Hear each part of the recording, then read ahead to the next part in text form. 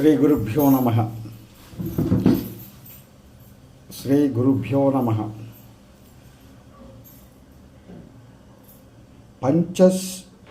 సుజనిత దోషం.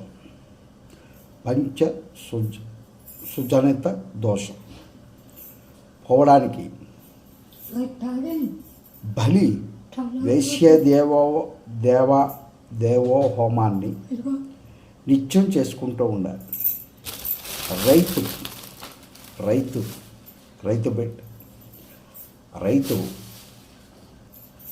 తన సంపాదన లేదా పంట పొలాల్లో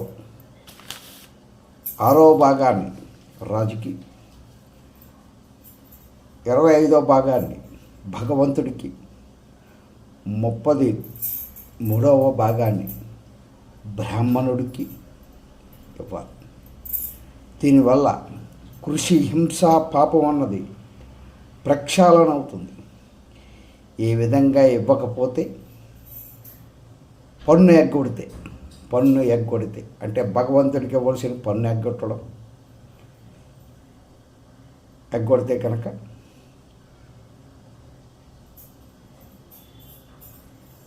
పాపం వస్తుంది.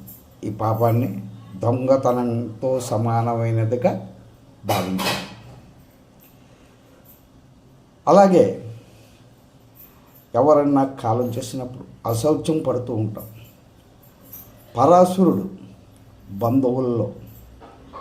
పరాశురుడు తెలియజేసిన విధంగా చూస్తే బంధువుల్లో 4వ తరం దాకా 10 రోజులు ఉంటుంది. 4 తరాలు దాకా 10 రోజులు ఉంటుంది. 5వ తరంలో 6 రోజులు మాత్రమే ఉంటుంది. 6వ తరంలో 4 రోజులు మాత్రమే ఉంటుంది. 7వ తరంలో 3 రోజులు మాత్రమే ఉంటుంది.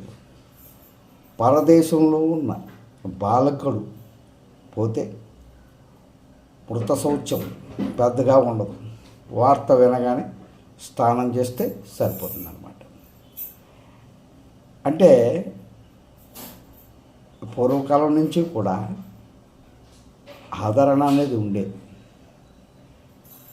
రైతులు బ్రాహ్మణులను ఆరాధించేవారు.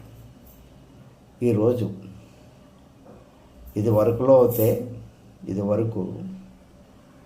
సంవత్సరానికి ఒకసారి వారి పండించే ఎంతో కొంత ధాన్యాన్ని బ్రాహ్మణులకి వారికి ఇచ్చేవారు.